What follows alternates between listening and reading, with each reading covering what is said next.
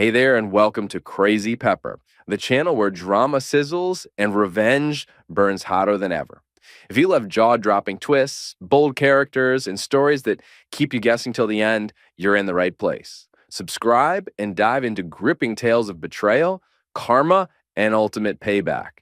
Get ready for unforgettable moments and satisfying endings, only on Crazy Pepper. Hit that bell and let the drama begin. I want a divorce. Victoria dropped those 4 words like ice cubes into my morning coffee, each one hitting with a sharp crack that seemed to echo through our granite kitchen. She stood there in her charcoal power suit, briefcase in one manicured hand, divorce papers in the other, looking like she was about to close the deal of her life, which I suppose she thought she was. "Good morning to you too, sweetheart," I said, not looking up from my newspaper. The sports section was particularly riveting that Tuesday morning. The Red Sox had blown another lead. Story of my life, really. "I'm serious, James." She slid the papers across our marble island like she was serving a subpoena. "I've already filed. My lawyer says we can make this simple." Simple, right? Because 15 years of marriage, a mortgage that could choke a horse, and a 17-year-old son were just minor details to be swept up with the breakfast crumbs. I folded the paper carefully, creasing each edge with the precision that had made me one of the Treasury Department's best forensic accountants before I'd retired early to play house husband. Victoria always said I was obsessive about details. She had no idea how right she was. "Let me guess," I said, reaching for the papers. "You want the mansion, the cars, the investment accounts, and the art collection. I get what? Weekend visitation in a cardboard box?" Her smile was arctic. "Actually, you can keep Simon. He's always been more your project anyway." Your project. Our son. 17 years old, honor roll student, star of the debate team. And she called him a project, like he was a kitchen renovation that had gone over budget. "How generous," I murmured, scanning the asset division. "Mansion Victoria. BMW and Mercedes Victoria. Investment portfolio Victoria. Art collection Victoria. Even the goddamn lawnmower was going to Victoria. My lawyer says you will probably want to contest this," she continued, checking her Rolex. "But honestly, James, we both know you don't have the stomach for a fight. You never did." That stung, mainly because everyone in our social circle would agree with her. James Harlow, the guy who let his wife walk all over him for 15 years while she climbed the ladder at Whitmore, Kessler and Associates. The same James who'd given up his government career to support her ambitions, who'd played taxi driver for school events while she worked late with her boss, who'd smiled and nodded through 1,000 dinner parties where she introduced him as, "My husband, he's between projects." I set the papers down and looked at her. Really looked. When had she become so cold? When had those laugh lines around her eyes turned into stress fractures? When had my wife become a stranger in an expensive suit? "You know what, Victoria? You're absolutely right." She blinked. That wasn't the response she'd rehearsed with her lawyer. "I'm sorry?" I said, "You're right, I don't have the stomach for a fight." I picked up a pen from the counter, a Mont Blanc she'd given me for our 10th anniversary, back when she still pretended to care about sentimental gestures. "Where do I sign?" Now she looked genuinely confused. "James, you should really have a lawyer review." "Nah." I was already flipping through the pages, initialing here and there with theatrical resignation. "You want the house? Take it. The cars, they're yours. Hell, take the art collection too. I never understood that pretentious crap anyway." Her confusion was shifting toward suspicion. Victoria had always been sharp. It's what made her such a successful attorney. But she was also arrogant, and arrogance that makes people stupid. "You're being awfully agreeable about this," she said slowly. "What can I say? You've worn me down." I signed the final page with a flourish. "There. Happy divorce, sweetheart. I hope you and Elliot will be very happy together." The color drained from her face. "What did you say?" Nothing. Just wishing you well." I slid the papers back across the island. "Although you might want to tell your boyfriend to find a new parking spot. Mrs. Henderson next door has been asking questions about that silver Jaguar that shows up every Tuesday and Thursday when I'm at the gym." Victoria's mouth opened and closed like a fish gasping for air. For a moment, I almost felt sorry for her. Almost. "I don't know what you think you know. I don't think anything, Vicky. I'm just a simple guy who's been outmaneuvered by his brilliant wife. You win. Congratulations. She gathered the papers with hands that weren't quite steady. I'll have my lawyer file these today. You do that. Oh, and Victoria? She paused at the kitchen door. You might want to read the fine print on page 47. I know how much you love the details. After she left, I poured myself a proper bourbon to go with my coffee. It was only 7 in the morning, but I figured I'd earned it. Through the kitchen window, I could see Mrs. Henderson watering her petunias and trying to look like she wasn't eavesdropping. In a town like Millbrook, divorce proceedings were better than cable television. My phone buzzed. A text from my son Simon. Mom seemed weird this morning. Everything okay? I typed back, everything's fine. See you after school. Everything was fine. Better than fine, actually. Victoria thought she'd just won the lottery. What she didn't know was that she'd actually signed up for a masterclass in financial destruction, taught by someone who'd spent 20 years following money trails that led to some very dark places. The Treasury Department had trained me well. I knew how to find hidden assets, how to trace shell companies, how to unravel financial conspiracies that stretched across multiple jurisdictions. I also knew how to create them. I pulled out my laptop and opened a folder labeled Insurance. Inside were 3 years' worth of bank statements, credit card records, shell company filings, and property transfers.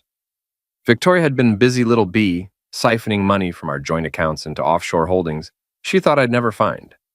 $2.3 million, to be exact. Hidden in accounts from the Cayman Islands to Delaware, funneled through a network of LLCs that would have impressed a cartel money launderer. She'd been planning this divorce for years, making sure she'd have a nice nest egg waiting when she finally pulled the trigger. The funny thing about being a forensic accountant is that you learn to think like a criminal. And the funniest thing about criminals is that they always think they're smarter than everyone else. My phone rang. Marcus Duvall, my lawyer and one of the few friends I had left in this town. Jimmy, what the hell are you doing? His voice was pure panic. Victoria's lawyer just called. You signed the papers without even reading them? I read them, Mark. Every word. Then you've lost your goddamn mind. She's taking you for everything. The house alone is worth $2 million. 2.4, actually. I had it appraised last month. Then why? Trust me, Mark. Have I ever steered you wrong? There was a long pause. Marcus had known me since we were kids, growing up in the wrong part of Millbrook, back when this town still had a wrong part. He'd seen me talk my way out of more trouble than any one person deserved. You're up to something, he said finally. Me? I'm just a broken-hearted husband who wants to avoid a messy court battle. Very mature of me, don't you think? Jimmy, relax, Mark. Everything's going to be fine. Better than fine. Oh, and you might want to clear your schedule for the next few weeks. I have a feeling you're going to be very busy. I hung up before he could ask any more questions. Through the window, I could see Mrs. Henderson had moved on from the petunias to the roses, but she was still stealing glances at my house. In about an hour, half the town would know that James Harlow had rolled over like a trained dog when his wife asked for a divorce. Let them talk. Let them think I was weak, pathetic, defeated. It would make what came next so much sweeter. I opened another file on my laptop, this one labeled Property Records. The mansion Victoria was so eager to claim had some interesting liens attached to it. Liens she didn't know about because I'd buried them in a shell company called Millbrook Holdings, LLC, the same company that now held the debt on our cars, our art collection, and most of our other assets. Victoria wanted everything. She was about to get it. All of it, including the bills. My phone buzzed again. This time it was my mother. Marcus called. Are you having a nervous breakdown? I typed back, never been better, Mom, don't worry. But she would worry, of course. They all would. My family, my few remaining friends, even Simon would think I'd lost my mind. For a while, anyway, until they understood that sometimes the best way to win a war is to let your enemy think they've already won. I closed the laptop and finished my bourbon-spiked coffee. Outside, Mrs. Henderson had finally given up the pretense of gardening and was openly staring at my house. I gave her a friendly wave. She scurried inside like a startled rabbit. In 3 hours, Victoria would file those papers and officially begin the process of destroying her own life. The irony was beautiful in its simplicity. She'd done all the hard work herself. I'd just provided the rope. Time to get dressed. I had a boxing lesson with Coach Red at 10, and I didn't want to be late. The old man had been teaching me more than just how to throw a punch. He'd been teaching me patience, timing, and the fine art of letting your opponent make the first mistake. Victoria had just made hers. The Millbrook Boxing Club occupied the basement of what used to be Murphy's Tavern, back when this town still had working-class heroes instead of hedge fund managers. The place smelled like sweat, leather, and honest work. Three things that had become increasingly rare in our gentrified little corner of New England. Coach Red was waiting for me at the heavy bag, wrapping his hands with the methodical precision of a man who'd been doing this for 60 years. At 73, Red Murphy still looked like he could go 3 rounds with men half his age, which he occasionally did when some young hotshot thought the old man was past his prime. "You look like crap, Jimmy," he said without looking up from his hand wraps. "Good morning to you too, Red. Heard Victoria served you papers this morning. Mrs. Henderson called her sister, who called my niece, who called me. Grapevine in this town moves faster than bad news." I started wrapping my own hands, enjoying the ritual of it. "And what did the grapevine tell you? That you rolled over like a whipped dog, signed everything without a fight." Red finally looked at me, his pale blue eyes sharp as broken glass. "Of course, the grapevine don't know you like I do." "Maybe the grapevine's right. Maybe I am just a whipped dog," Red snorted. "And maybe I'm the Queen of England. You forget, boy, I knew your daddy. Tommy Harlow never backed down from a fight in his life, and he didn't raise his son to be a quitter either." My father had died when I was 12, but Red remembered him like it was yesterday. Tommy Harlow, who'd worked construction until his back gave out, who'd taught me that sometimes you had to lose a battle to win a war, who'd made me promise to always use my brain before my fists. "Dad also taught me to pick my fights carefully," I said, testing the wraps. "Smart man, your father. So tell me, Jimmy, what fight are you really picking?" I started working the heavy bag, letting my fists do the talking for a while. Red had a way of getting information out of people, a skill he'd learned during his brief career as a Boston police detective before he'd come home to run the family bar. "You know what Victoria's biggest mistake was, Red? Cheating on you? Nah, cheating was just stupid. Her biggest mistake was underestimating me. I threw a combination that would have dropped a smaller man. She thinks I'm weak because I supported her career. She thinks I'm stupid because I didn't go to law school. She thinks I'm broke because I retired early. And you're none of those things. I'm exactly none of those things." Red nodded approvingly. "Your daddy would be proud. He always said the best revenge was letting people hang themselves with their own rope." Speaking of rope, I might need some help in the next few weeks. You still have contacts in the police department? Depends what kind of help you're talking about. The legal kind. I might need some documents verified, some property records checked. Nothing shady, just thorough. Red's grin was wolfish. "I think that can be arranged, especially if it means watching Victoria Harlow get what's coming to her. That woman's been looking down her nose at this neighborhood since the day you married her." We worked out for another hour, Red pushing me harder than usual. By the time we finished, my shoulders were screaming and my hands were numb. But my head was clear. Physical exhaustion had a way of sharpening mental focus, something I'd learned during my government days when stress levels ran high, and mistakes could be fatal. "One more thing, Red," I said as I unwrapped my hands. "If anyone asks, I'm having a nervous breakdown. Drinking too much, not sleeping, the whole pathetic divorced guy routine." "How pathetic we talking? Pathetic enough that people feel sorry for me? Pathetic enough that Victoria lets her guard down?" Red's laugh was like gravel in a cement mixer. "Boy, you are your father's son." I drove home through downtown Millbrook, past the boutique shops and organic cafes that had replaced the hardware stores and diners of my childhood. The transformation had been gradual, but relentless. Old money driving out working families, artisanal coffee shops replacing honest bars, yoga studios where auto repair shops used to be. Victoria loved the new Millbrook. She'd been one of its architects, serving on the zoning board and historical preservation committee, making sure the town maintained its character while systematically pricing out anyone who couldn't afford a $500,000 mortgage. I'd never fit into her vision of the perfect suburban husband, too blue-collar, too direct, too unwilling to play the social games that mattered to her circle. But I'd tried, God help me. I'd worn the right clothes to the right parties, made small talk about wine and real estate, pretended to care about the latest renovations on Elm Street. The irony was that while I was playing dress-up, I was also quietly building a financial empire that dwarfed anything Victoria's lawyer friends could imagine. Government work had taught me about money, how it moved, how it hid, how it could be traced and tracked and trapped. When I'd retired at 45, I'd used those skills to build a portfolio that would have impressed a Wall Street veteran. Victoria knew I had money, of course.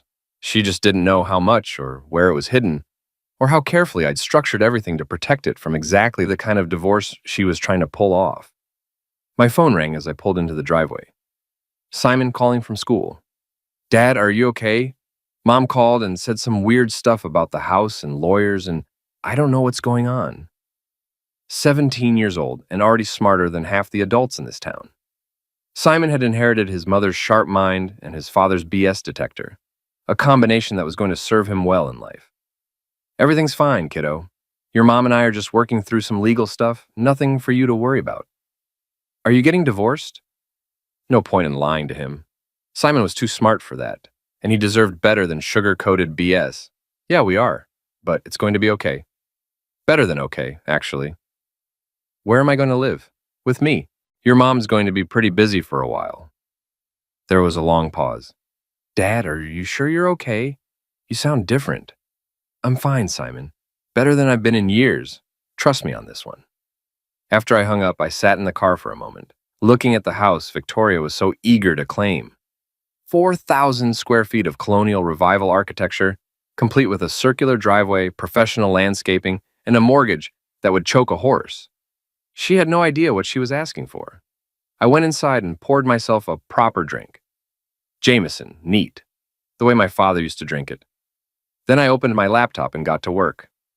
The beauty of shell companies is their simplicity. Create a limited liability corporation in Delaware, where corporate privacy laws are more protective than attorney-client privilege. Fund it with money that's already yours, just moved around enough to obscure the trail. Then use that company to buy debt, acquire liens, and generally make life complicated for people who think they're smarter than you are. Millbrook Holdings, LLC owned approximately $1.8 million in liens against our house, acquired over the past 3 years through a series of perfectly legal transactions that Victoria's lawyer would never think to investigate. The cars were leased through another shell company I controlled, with balloon payments due upon title transfer. The art collection had been quietly replaced with high-quality forgeries, while the originals were sold through private dealers. Everything Victoria wanted was either worthless or came with strings attached. Beautiful, expensive, financially devastating strings. My phone buzzed, a text from Marcus. "Lunch tomorrow, we need to talk." I typed back, "Can't, seeing a therapist, nervous breakdown, remember?" Which was actually true. I had an appointment with Dr. Sarah Chen, a psychiatrist who specialized in divorce trauma. Not because I needed therapy, but because I needed documentation. When this whole thing went to court, and it would go to court, I wanted a paper trail showing that I'd been emotionally devastated by my wife's betrayal. Devastated, confused, and completely incapable of the kind of sophisticated financial planning that was about to destroy Victoria's life. Sometimes the best disguise is the truth, told from a carefully chosen angle. I spent the rest of the afternoon reviewing property records and bank statements, making sure every detail was perfect. Victoria's lawyer would eventually figure out what had happened, but by then it would be too late. The papers were signed, the assets were transferred, and the debt was legally hers. Around 5 o'clock, I heard Victoria's car in the driveway. She was home early, probably eager to start planning her new life with Elliot Granger, her boss, and soon-to-be second husband. I wondered if she'd told him about the hidden offshore accounts, or if she was planning to keep those as her own little secret. Either way, it didn't matter. By tomorrow morning, those accounts would be frozen pending an IRS audit that I'd been carefully orchestrating for the past 6 months. Victoria walked into the kitchen like she owned the place, which, legally speaking, she was about to. "The papers are filed," she announced. "My lawyer says we should be finalized within 60 days. "Congratulations," I said, raising my glass in a mock toast, "to new beginnings." She studied my face, looking for signs of sarcasm or hidden anger. She found neither because I had had years of practice hiding my true feelings from her. "James, I want you to know this isn't personal. We just grew apart." "Of course, these things happen. And I want us to be civil about this. For Simon's sake." "Absolutely. Civil is my middle name." She relaxed slightly, reassured by my apparent acceptance of defeat. I'm going to pack some things. I'll be staying at a hotel until this is all sorted out. The Marriott downtown? Her face went pale. The Marriott was where she'd been meeting Elliot for the past 18 months, every Tuesday and Thursday afternoon while I was at the gym. She'd used our joint credit card to pay for the rooms, probably thinking I was too stupid or too trusting to notice. How did you? Lucky guess. It's a nice hotel, good room service. I could see her mind racing, trying to figure out how much I knew and how long I'd known it. The answer was everything in 3 years, respectively. But she didn't need to know that yet. I should go pack, she said finally. Take your time. It's still your house. For now. After she left, I called Red's nephew, Danny, who worked for the county assessor's office. Tomorrow morning, Danny would file the paperwork transferring ownership of the house to Victoria. By tomorrow afternoon, Millbrook Holdings would file notice that the property's debt had been called due immediately. Victoria would own the house for approximately 6 hours before discovering that she also owned $1.8 million in liens against it. I poured another drink and stepped onto the back deck, looking out over the perfectly manicured lawn that Victoria was so proud of. In the distance, I could see the lights of downtown Millbrook, where she was probably celebrating her victory with Elliot at some overpriced restaurant. Let them celebrate. Let them plan their future together, their new life built on stolen money and broken promises. They had no idea what was coming. Dr. Sarah Chen had the kind of office that was designed to make people feel comfortable about sharing their deepest failures. Soft lighting, earth-tone furniture, and a strategically placed box of tissues that had probably absorbed more tears than a funeral parlor. How are you sleeping, James? She asked, making notes in a leather-bound journal that probably cost more than most people's monthly rent. Not well. 3, maybe 4 hours a night. I keep thinking about where I went wrong, what I could have done differently. This was actually true. I'd been sleeping poorly, but not because of guilt or regret. I'd been staying up late, reviewing financial records and coordinating the various moving parts of Victoria's impending destruction. It's surprisingly difficult to ruin someone's life legally. There are so many regulations to follow. That's very common in cases of sudden marital dissolution, Dr. Chen said sympathetically. The mind struggles to process such a dramatic change in circumstances. I gave her everything she wanted, the house, the cars, even the art collection. My lawyer thinks I'm having a breakdown. What do you think?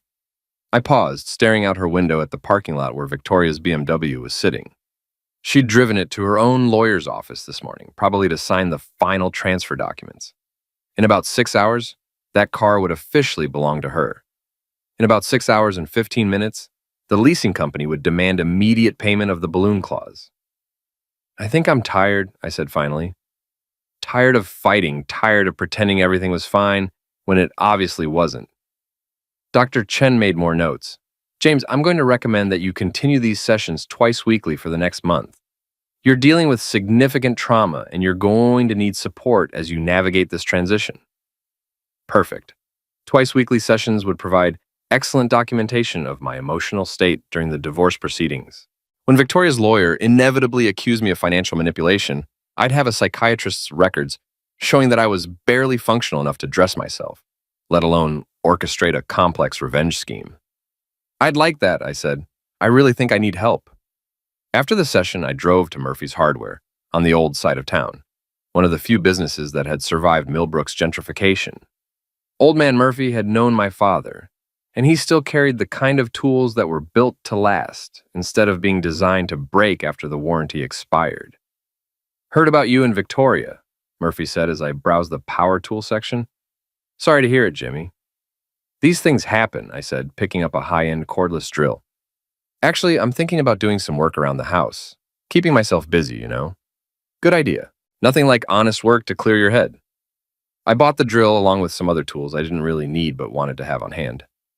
Not for any particular project, but because a man going through a messy divorce might reasonably be expected to take up woodworking or home improvement as a way of dealing with stress. My phone rang as I loaded the tools into my truck. Marcus, sounding frantic. Jimmy, where the hell are you? Victoria's lawyer just called mine. The house transfer went through this morning, but There's some kind of problem with the liens. What kind of problem? The kind where she suddenly owes $1.8 million to something called Millbrook Holdings. Please tell me you didn't do something stupid. Mark, I'm barely holding it together here. I don't know anything about liens or holdings or whatever. I just signed the papers like you told me to. I told you to fight the papers, not sign them. Look, I'm seeing a therapist twice a week, and I bought a power drill. I'm clearly not in any shape to be manipulating real estate transactions. There was a long pause. Marcus was a good lawyer and a better friend, but he was also smart enough to recognize when someone was playing a deeper game than they were admitting. Jimmy, if you're up to something, I'm up to learning how to use a router. Maybe building some birdhouses. Very therapeutic, according to Dr. Chen. I hung up before he could ask any more questions. Marcus would figure it out eventually, but by then it would be too late to stop what was already in motion. My next stop was the Millbrook Diner, where the coffee was still terrible and the gossip was still reliable. I ordered a burger and sat at the counter, making sure to look appropriately defeated while listening to the conversations around me. And heard James Harlow just gave his wife everything. Always knew she was too good for him. Probably having an affair with that lawyer she works for. Perfect. The town's opinion of me was exactly where I needed it to be. Rock bottom. Everyone thought I was a pathetic loser who'd been outmaneuvered by his ambitious wife. They had no idea that I'd spent 3 years setting up the most elaborate financial mousetrap in Millbrook's history. My phone buzzed. A text from Victoria. Need to talk. Something wrong with house papers. I typed back, at diner. Eating feelings. Can it wait? This is serious, James. So is my emotional breakdown. Dr. Chen says I need to process my grief through comfort food. I finished my burger and drove home, taking the long way through downtown. Victoria's BMW was parked in front of Whitmore, Kessler & Associates, probably while she and Elliot tried to figure out how a simple asset transfer had turned into a financial nightmare. The house was quiet when I arrived, but I could hear voices coming from the kitchen. Victoria was there with a man I didn't recognize. Expensive suit, silver hair, the kind of confidence that comes from charging $500 an hour to solve other people's problems. James, Victoria said as I walked in, this is Robert Whitmore, my lawyer. The Robert Whitmore? I'm honored. I shook his hand with the enthusiasm of a man meeting a celebrity. I've heard so much about you. Whitmore looked like he'd rather be anywhere else. Mr. Harlow, we need to discuss some irregularities in the property transfer. Irregularities? That sounds serious. Should I call my lawyer? That might be wise, Whitmore said carefully. So it appears there are some liens against the property that weren't disclosed during the initial proceedings. I frowned, doing my best impression of a confused man trying to understand complex legal concepts. Liens? What kind of liens?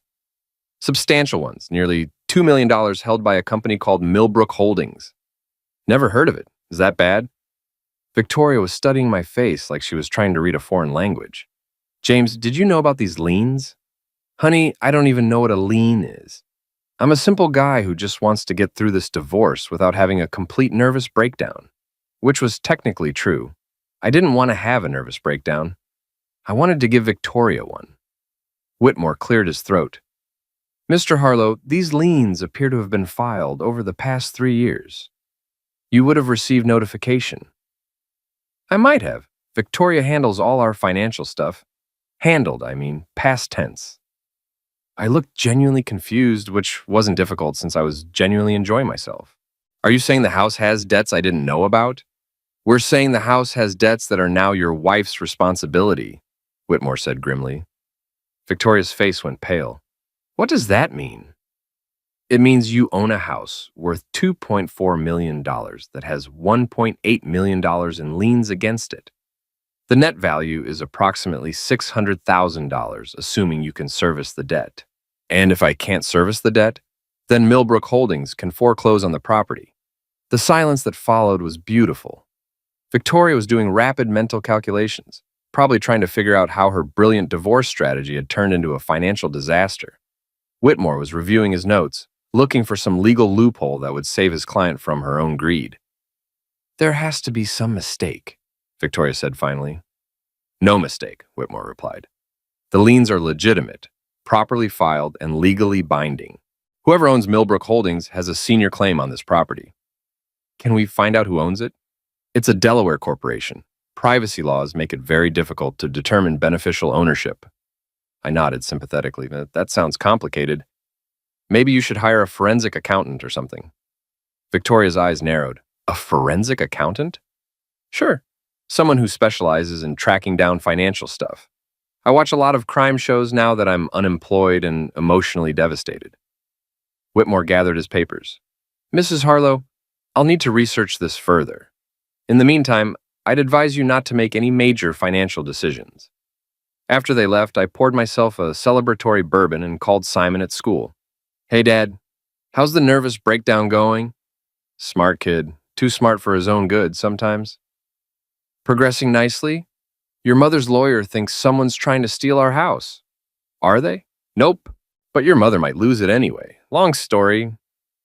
"How was school?" "Boring. Are you really having a nervous breakdown, or are you just pretending?" I paused. Simon deserved honesty, but he also deserved plausible deniability if things got complicated. Let's just say I'm handling the divorce better than everyone thinks. "Cool. Can I stay at Mike's house tonight? His mom's making tacos." "Sure, have fun." After I hung up, I walked through the house that Victoria had been so eager to claim. 4,000 square feet of colonial revival architecture, complete with hardwood floors, crown molding, and a kitchen that had been featured in Better Homes and Gardens. She could keep it, all of it, along with the $1.8 million in debt that came with it. My phone rang. Red Murphy calling from the boxing club. "Jimmy, you need to get down here, now." "What's wrong?" "Nothing's wrong. Everything's right. You need to see this." I drove to the club where Red was waiting with a crap-eating grin and a bottle of Irish whiskey. "What's the occasion?" "Elliot Granger just left here, came looking for you, asking all kinds of questions about your finances, your mental state, whether you had any business connections they should know about." "What did you tell him?" "I told him you were a broken man who spent most of his time crying into his beer and learning how to use power tools." Poor fool actually looked relieved. Red poured 2 glasses of whiskey and handed me one. "To your father," he said, raising his glass. "He would have loved watching you work." We drank, and for a moment I could almost feel the old man's presence in the room. Tommy Harlow, who'd taught me that the best revenge was patience, planning, and letting your enemies destroy themselves. "What's next?" Red asked. "Phase 2, I said. "Time to introduce Victoria to the IRS. The Internal Revenue Service operates on a simple principle. Everyone is guilty until proven innocent, and proof of innocence requires documentation that most people don't have. I'd learned this during my Treasury days, watching honest taxpayers get destroyed by audits, while actual criminals walked free because they'd kept better records. Victoria was about to get a masterclass in federal tax enforcement. I'd been feeding information to the IRS for 6 months, using an anonymous tip line that allowed concerned citizens to report suspected tax evasion. The beauty of the system was its automation. Once you triggered an audit, the machinery ground forward with bureaucratic inevitability. Victoria's hidden offshore accounts were about to become very public. The notification letter arrived on a Thursday morning, delivered by certified mail to the address she'd listed on her divorce papers. I knew this because I'd been monitoring her mail through a service that was completely legal and absolutely devastating. My phone rang 20 minutes after the delivery. "James, I need to see you, now." Victoria's voice was strained, barely controlled panic wrapped in lawyer speak. "I'm at therapy," I lied. I was actually at Murphy's Hardware, buying sandpaper for a woodworking project I'd never start. "Dr. Chen says I'm making progress with my abandonment issues." "This can't wait. The IRS is auditing me." "That's terrible, honey. Why would they do that?" "I don't know. They're asking about unreported income, foreign bank accounts, shell companies. It doesn't make any sense." It made perfect sense if you understood how federal tax investigations worked. Someone had provided the IRS with detailed information about Victoria's hidden assets, including account numbers, transaction dates, and copies of wire transfer records. Someone with access to forensic accounting tools and a deep understanding of international banking regulations. Someone like me. "Maybe you should call your accountant," I suggested. "My accountant is Elliot, and he's in full panic mode. James, I need your help. You know about financial stuff." "I know how to balance a checkbook." "Barely." "Dr. Chen says my cognitive abilities are severely compromised by emotional trauma." There was a long pause. "James, if you know something about this, I know that the IRS doesn't mess around. You should probably get a good tax attorney." Someone better than Elliot. I hung up and continued shopping for sandpaper. 60 grit, 80 grit, 120 grit. The progression from coarse to fine, rough to smooth was oddly satisfying, like watching a carefully planned revenge scheme unfold. My next stop was the Millbrook Country Club, where I'd maintained a membership despite Victoria's embarrassment about my blue-collar background. The place was full of lawyers, doctors, and investment bankers who'd made their money in Boston and moved to the suburbs to play golf and complain about property taxes. I found Elliot Granger on the practice range, hitting balls with the mechanical precision of a man trying to work off stress. He was dressed in the kind of golf outfit that costs more than most people's monthly salary. Perfectly pressed khakis, polo shirt with a designer logo, shoes that had never seen a real golf course. "Elliot," I called out, walking over with a beer in my hand. "Fancy meeting you here." He turned, and I could see the strain in his face. Elliot was a handsome man in the way that expensive dental work and personal trainers could make anyone handsome, but stress had a way of revealing the weakness underneath. "James, I didn't know you were still a member here." Victoria thought about canceling my membership, but I convinced her to let me keep it. Therapeutic. Chen says physical activity helps with depression. Elliot nodded absently, then went back to hitting balls. His swing was tight, controlled, the kind of technique that looked good but never quite produced the results you wanted.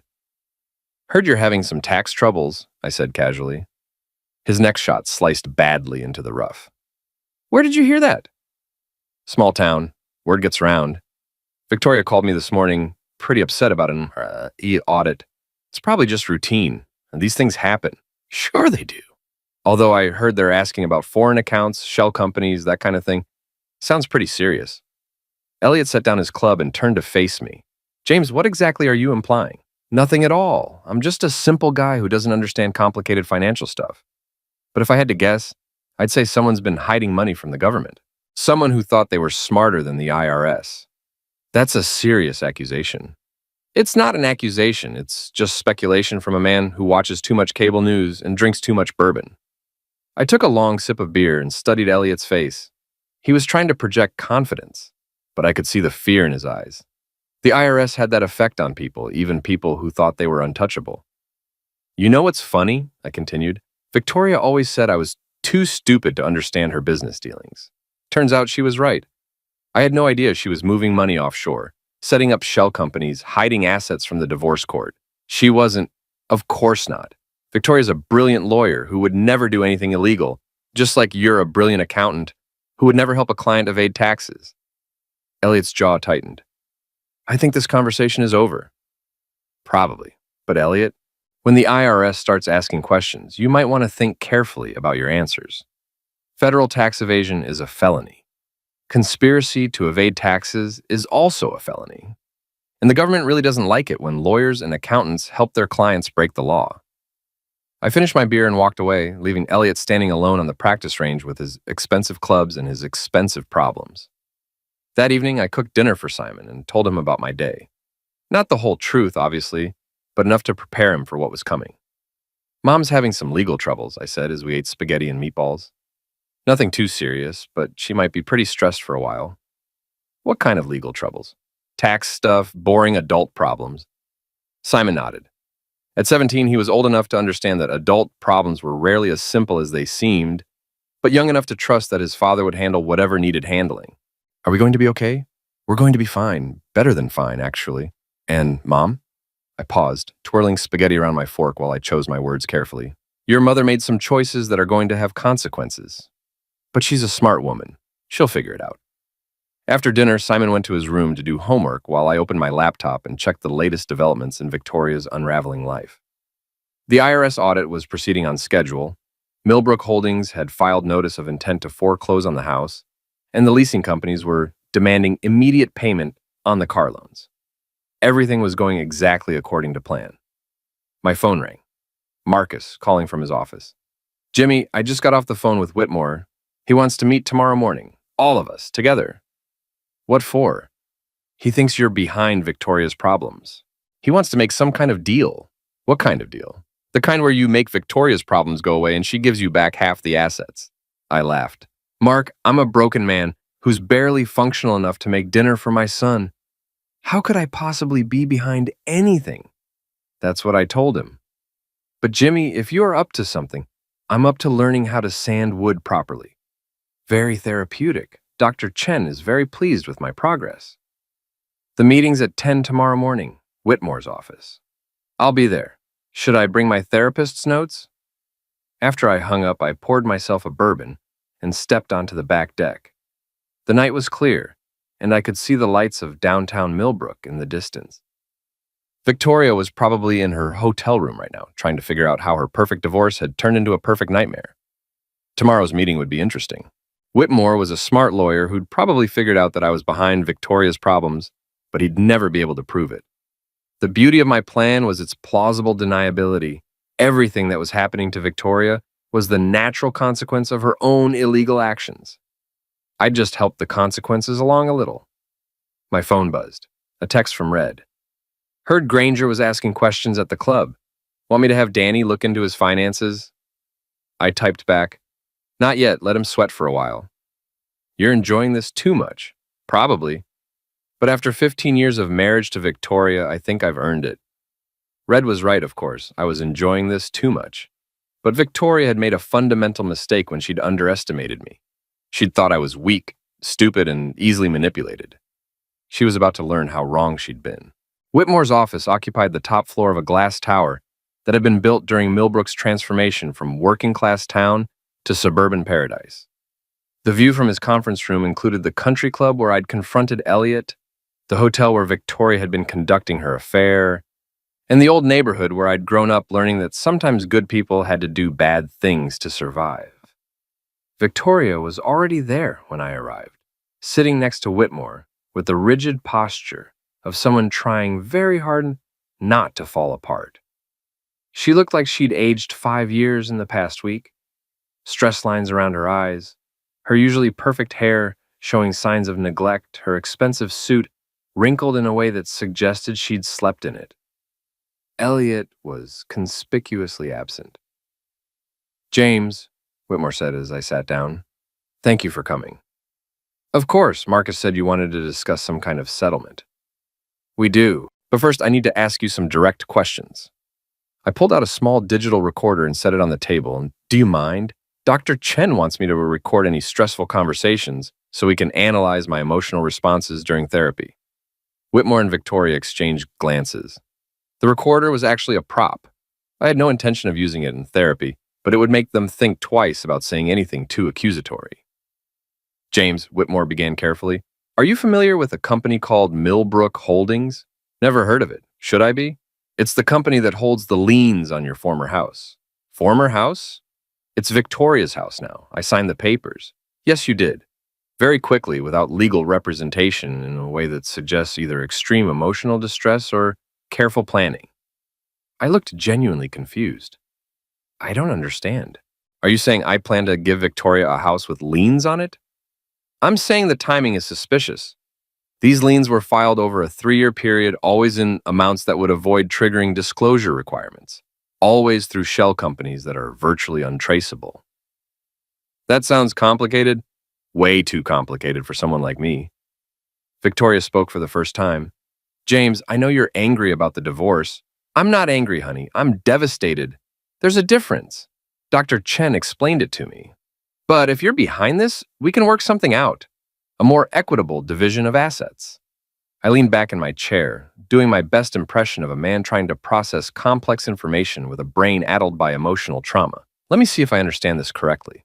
You think I somehow created fake liens against our house, then tricked you into taking ownership so you'd be stuck with the debt? It's a possibility we have to consider, Whitmore said. But that would require me to understand real estate law, corporate structures, Delaware incorporation procedures, and federal disclosure requirements.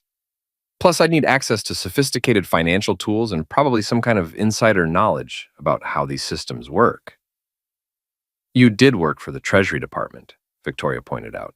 I was a forensic accountant. I traced other people's money. I didn't hide my own.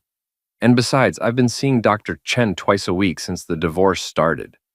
She can testify that I'm barely functional enough to operate a coffee maker, let alone orchestrate some kind of elaborate financial conspiracy. Whitmore was taking notes, probably trying to figure out if my apparent incompetence was genuine or an act. The beauty of a good cover story is that it doesn't have to be completely false, just carefully edited. There's also the matter of the IRS audit, he continued. What about it?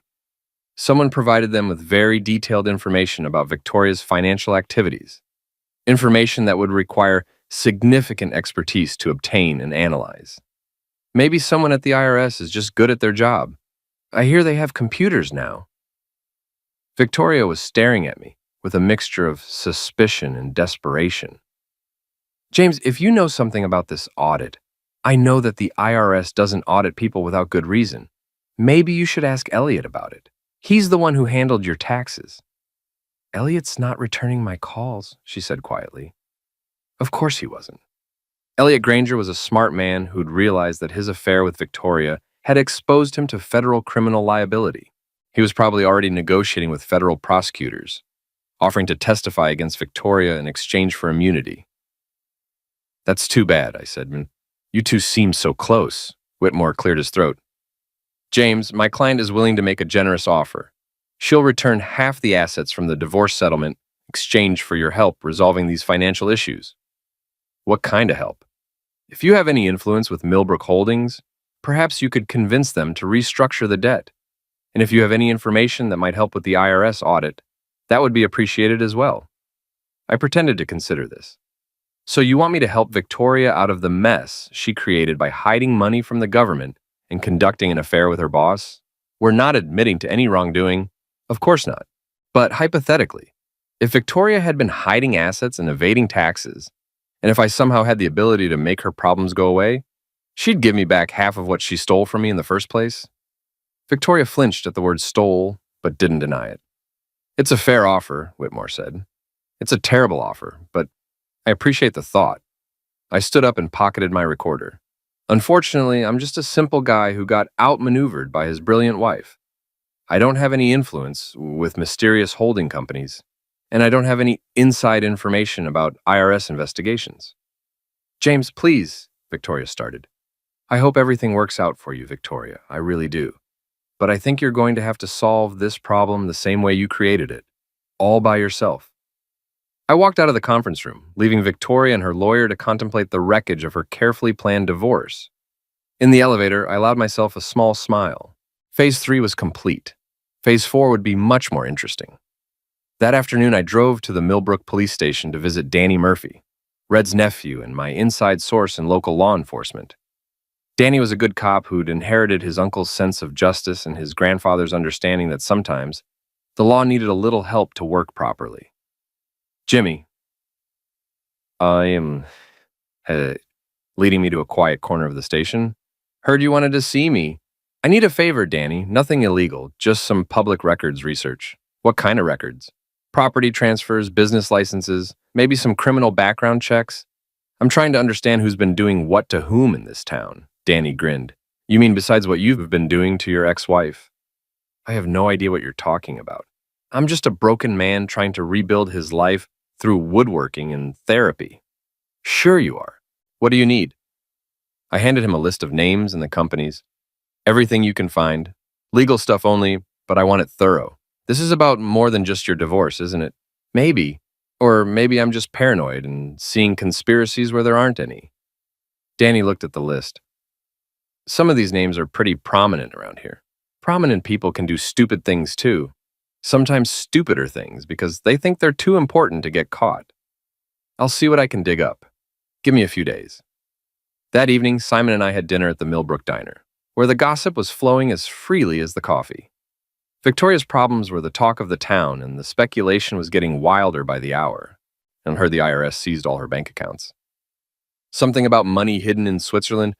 Always knew there was something fishy about that woman. Simon listened to the conversations with the detached interest of a teenager who understood that adult drama was both fascinating and ultimately irrelevant to his own life.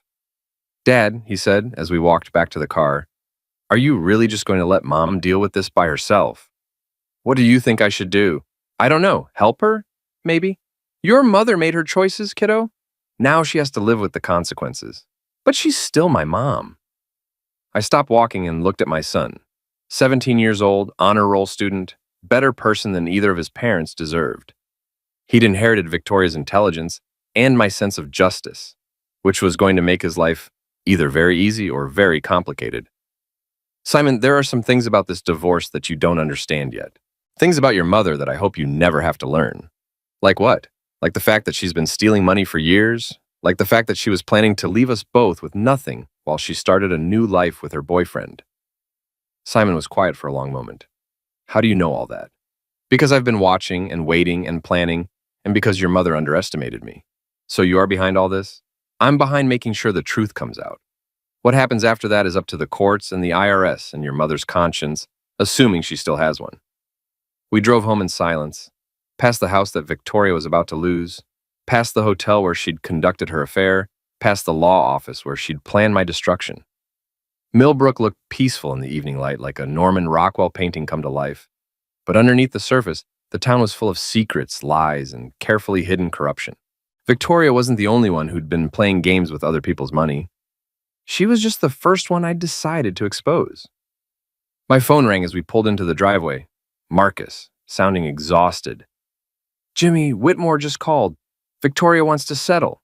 She'll give you back everything, the house, the cars, the accounts, if you'll help her with the IRS. Everything? Everything, plus she'll pay your legal fees and give you primary custody of Simon." I pretended to consider this. That's a generous offer. It's a desperate offer. She's facing federal charges, Jimmy. Tax evasion, wire fraud, maybe conspiracy. She could go to prison. That would be terrible. So you'll take the deal? No. What?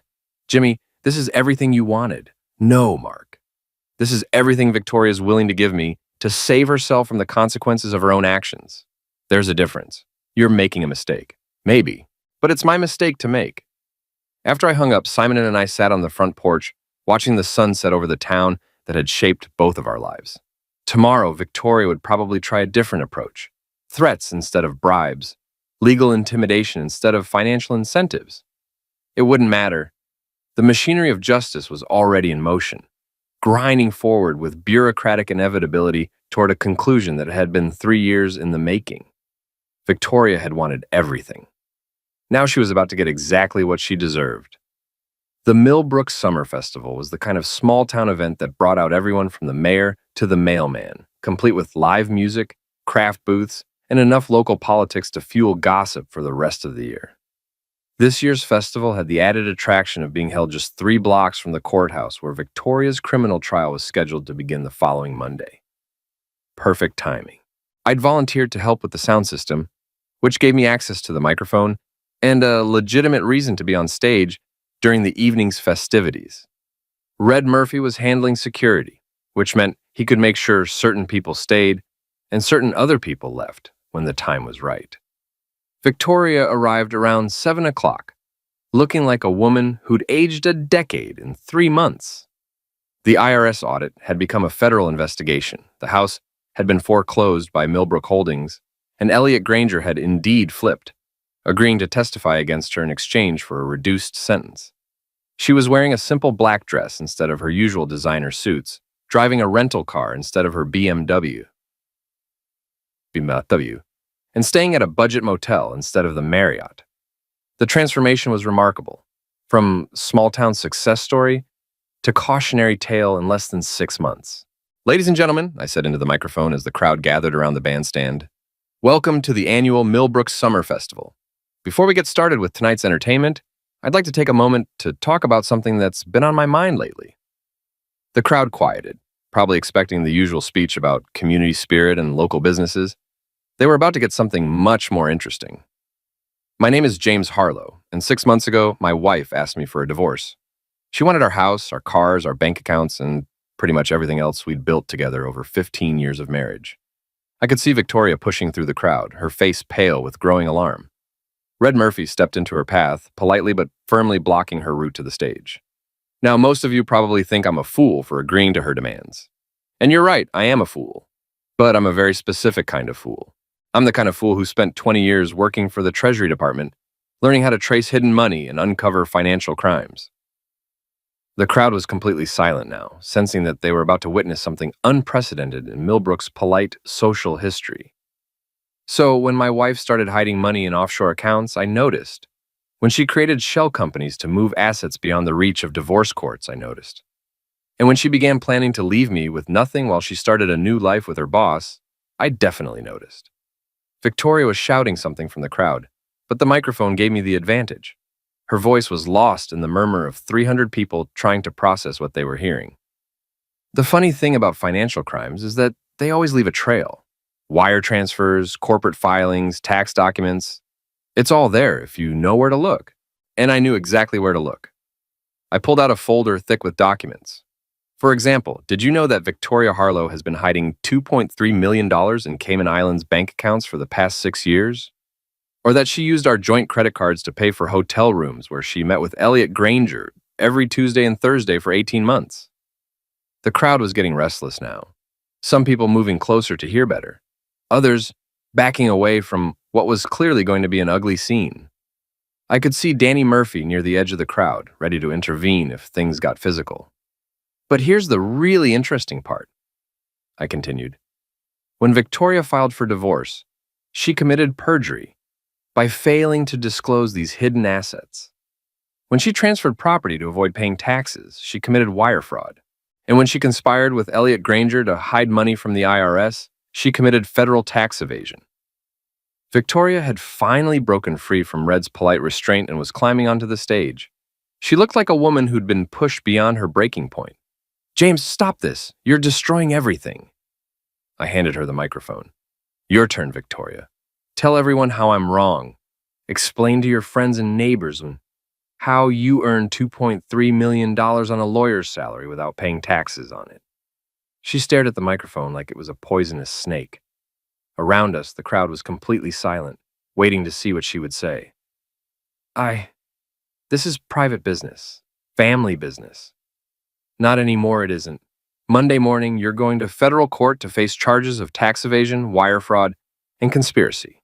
The government has bank records, wire transfer receipts, and testimony from your co-conspirator. It's all going to be public record." Victoria's composure finally cracked completely. "You fool! You planned this whole thing. You manipulated me into taking the house. You fed information to the IRS. You destroyed my life." "No, Victoria, you destroyed your own life. I just made sure you got caught." She swung the microphone at my head, but I'd been expecting that. Years of boxing with Red Murphy had taught me how to duck a wild haymaker. Victoria's momentum carried her forward, and she stumbled off the stage into the arms of two very surprised festival volunteers. The crowd erupted in chaos. Some people were cheering, some were shouting questions, and some were just standing there with their mouths open. I could see cell phone cameras recording everything, which meant this scene would be on social media within minutes. Perfect. "Ladies and gentlemen," I said, taking back the microphone, "I apologize for disrupting your evening. But sometimes the truth needs to be told in public, especially when the people involved have been lying to this community for years." I stepped off the stage and walked through the crowd, which parted like the Red Sea. Victoria was being helped to her feet by the volunteers, her black dress torn and her carefully maintained facade in ruins. "James," she called after me, "this isn't over." I turned back to face her. "Yes, it is. You wanted everything, Victoria. Now you have it. Federal charges, public humiliation, and the undivided attention of the Internal Revenue Service. Enjoy." I walked home through the quiet streets of Millbrook, past the house I'd grown up in, past the boxing club where Red had taught me patience, past the diner where the town's gossips were probably already spreading the news of Victoria's spectacular downfall. Simon was waiting for me on the front porch of our small rental house, the place we'd moved to after Victoria lost the mansion to foreclosure. "How did it go?" he asked. "Better than expected. Your mother made quite a scene. Is she going to prison?" "Probably. The federal government doesn't like it when lawyers steal money and lie about it." Simon nodded. At 17, he was old enough to understand that actions had consequences, even for people who thought they were above the law. "Do you feel bad about it?" I sat down next to him on the porch steps, looking out at the town that had shaped both of our lives. "I feel bad that it was necessary, but I don't feel bad about doing it." "Good, she deserved it." We sat in comfortable silence for a while, father and son, survivors of a war that had lasted 3 years and ended with total victory for the side that had been patient enough to let their enemies destroy themselves. My phone buzzed. A text from Red. Festival's over. Victoria left in the back of Danny's patrol car, drunk and disorderly. I typed back, "Is she okay? She'll live." Might want to avoid downtown for a few days, though. A lot of people asking questions about what you said up there. Good questions or bad questions? Depends on your perspective. Most folks seem impressed that you outmaneuvered a lawyer. Others think you went too far. And what do you think? I think your father would be proud. Monday morning came too soon and not soon enough. Victoria's trial was scheduled to begin at 9 o'clock, and I'd been subpoenaed as a witness for the prosecution. Not because I'd done anything illegal, everything I'd done had been carefully researched and completely legal, but because I had information that would help convict Victoria of the crimes she'd actually committed. The federal courthouse in Boston was an imposing granite building that had been dispensing justice for over a century. I arrived early and found a seat in the gallery, watching as Victoria's legal team prepared for what was clearly going to be a difficult day. Victoria looked smaller somehow, diminished by the federal charges and the weight of her own poor decisions. She was wearing a conservative blue suit and no jewelry, probably on the advice of lawyers who understood that juries didn't like defendants who looked too wealthy. The prosecution's case was methodical and devastating. Bank records showing the hidden accounts, wire transfer receipts proving the movement of money, corporate filings demonstrating the creation of shell companies, and finally, Elliot Granger's testimony about how he'd helped Victoria hide assets from both the IRS and the divorce court. When they called me to testify, I told the truth, the whole truth, and nothing but the truth. I explained how I'd discovered Victoria's hidden accounts, how I'd documented her illegal activities, and how I'd provided information to the appropriate authorities. Victoria's lawyer tried to paint me as a vindictive ex-husband seeking revenge, but the evidence spoke for itself. I hadn't created the offshore accounts or filed the false tax returns or conspired to hide money from the government. I'd simply made sure that Victoria's crimes were discovered and prosecuted. The jury deliberated for less than 3 hours. Guilty on all counts. Victoria was sentenced to 4 years in federal prison, followed by 3 years of supervised probation. She was also ordered to pay $2 million in back taxes, penalties, and interest. Money she no longer had because the government had seized all her hidden accounts. I didn't stay for the sentencing. I'd heard enough, seen enough, and said enough. Justice had been served, not by me, but by a system that worked exactly the way it was supposed to when people like Victoria tried to cheat it. 6 months later, Simon and I were living in a modest house on the good side of Millbrook, the side where working people raised their families and minded their own business. I'd started a small consulting firm helping other people trace hidden assets and uncover financial fraud. Business was surprisingly good. Apparently, there were a lot of people in the world who needed to find money that other people had tried to hide. Simon was thriving in his senior year of high school, planning to study business and law at Boston College. He visited his mother once a month at the federal prison in Connecticut, maintaining a relationship that was cordial but distant. "Do you ever regret it?" he asked me one evening as we worked together in my woodshop, building a bookshelf that would actually get finished this time. And regret what? Destroying Mom's life. I set down my sander and looked at my son. "I didn't destroy your mother's life, Simon. I just made sure she couldn't destroy ours." "But you planned the whole thing. You manipulated her into taking the house. You fed information to the IRS. You orchestrated her downfall." "I did. And I'd do it again." "Why?" "Because your mother thought she could steal from me, lie to me, and abandon both of us without consequences. She thought I was too weak, too stupid, and too trusting to fight back. She was wrong."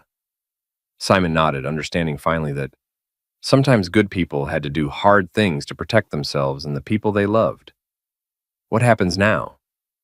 "Now we build our bookshelf, we finish high school, and we go to college, we live our lives." "And Mom?" "Your mother will serve her time, pay her debt to society, and hopefully learn that actions have consequences. After that, she'll have to figure out how to rebuild her life just like everyone else who's ever made serious mistakes." We worked in comfortable silence for a while, father and son, building something useful and beautiful from raw materials and careful planning. Outside, the sun was setting over Millbrook, painting the sky in shades of gold and red. It had been a long war, fought with patience and precision rather than anger and violence. Victoria had wanted everything: the house, the money, the cars, the art, and a new life with her lover. Instead, she'd gotten exactly what she deserved: federal prison, financial ruin, and the knowledge that she'd been outmaneuvered by the husband she'd thought was too weak to fight back. Sometimes justice took time. Sometimes it required careful planning and perfect execution. But in the end, it always came for people who thought they were above the law. Victoria had learned that lesson the hard way, and I'd been an excellent teacher.